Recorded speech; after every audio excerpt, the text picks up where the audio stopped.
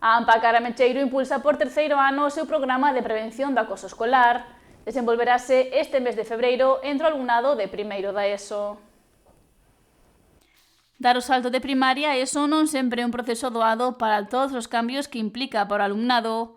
Para dotar os estudantes de ferramentas, a AMPA Caramecheiro do IES número 1 de Ribeira impulsa por terceiro ano o seu programa de convivencia positiva e prevención do acoso escolar, que se celebrará ao longo do mes de febreiro.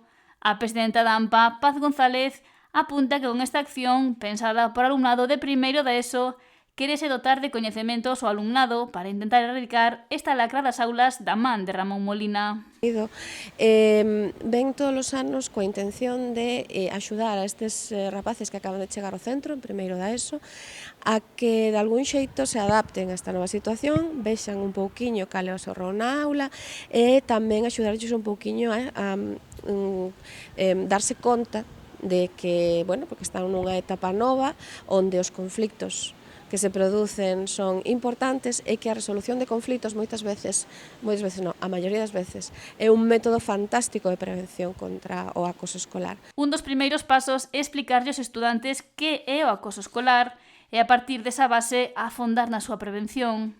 Centrarnos de un xeito na convivencia positiva. Intentar enseñarlles a estes rapaces que é realmente un conflicto, que ferramentas teñen para enfrentarse a eles. Hai un método que me gusta moito que emprega Ramón, que é en vez de enfrentarse ao conflicto como gañar, perder, non? Que é un pouco o que facemos todos, eu quero ter a razón sempre, ti perdes eu gaño. El busca un método que todos e todas gañamos. É unha forma positiva, unha forma de convivencia moi saudable, ademais, que se o aplicamos todos na nosa vida, na sociedade, sería moito mellor. O acoso escolar vai máis alá das aulas, xa que chega ás rúas e afecta a familias e docentes. Por iso destaca a importancia de educar a mocidade dende que comeza a súa etapa no instituto. A primeira parte dese programa va centrada á convivencia positiva e a segunda parte do programa xa vai directamente a tratar o tema importante, o tema do acoso escolar, xa unha vez que eles sean capaces de identificar cando se está a producir, que ferramentas teñen para loitar contra el. Entón, aí sí, hai que enseñarlles o que realmente é acoso, o que supón para a víctima, porque non só é un problema para a víctima, tamén é un problema para o propio acosador, para todo o entorno, tanto na aula, nas familias, os propios docentes, todos sufrimos nesa situación.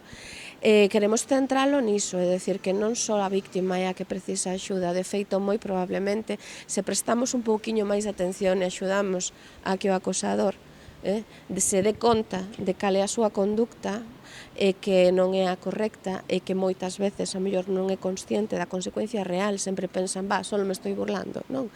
Que sean conscientes realmente. E lamenta que o acoso escolar siga presente nas aulas. Sigue sendo un serio problema, notable, ademais, eu penso que é verdad, sempre se di, sempre o houbo, haino, por desgracia, oxalá non, pero é así, haberá ahora.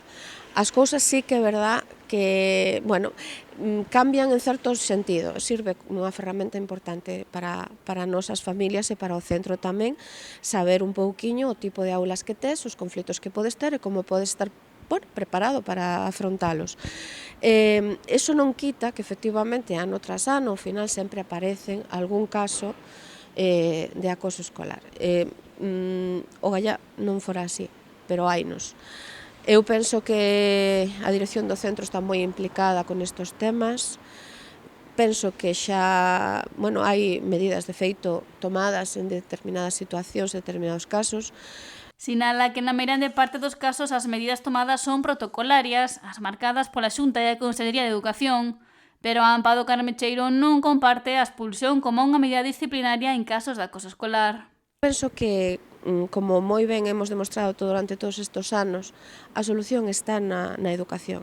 Son rapaces, non son delincuentes, son rapaces que se equivocan moitas veces na súa forma de actuar.